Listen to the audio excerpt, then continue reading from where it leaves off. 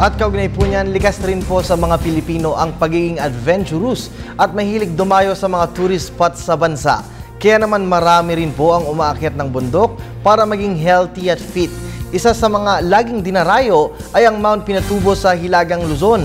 Inakyat po ito at sinilip ng aming kasamang si Elizabeth Kachin at narito po ang kanyang karanasan. Isa nga sa paboritong akyatin ngayon ng ating mga kababayan at ng mga turista ang napakagandang Mount Pinatubo. Ngunit bago magdesisyong umakyat sa bundok, siguraduhin kayo ay fit at healthy. 8 kilometro o katumbas ng 2 oras na paglalakad ang inyong haharapin bago marating ang ng bulkan.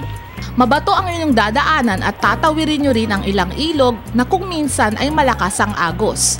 Pero tiyak namang sulit ang inyong hirap at pagod sa oras na marating at masilayan ng bunganga ng isa sa pinakatanyag na bulkan sa buong mundo.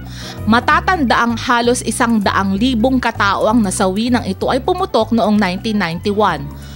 Bagamat nag-iwan ito ng nakapanlulumong alaala, isang napakaganda at world-class na tanawin na ito ngayon. Walang mag-aakalang ang kayumihan nito ay minsang naghatid ng matinding bangungot sa mga Pilipino.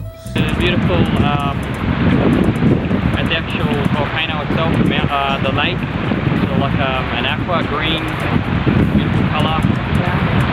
Maganda raw po daw yung view, kadalas po yung sinasabi nila.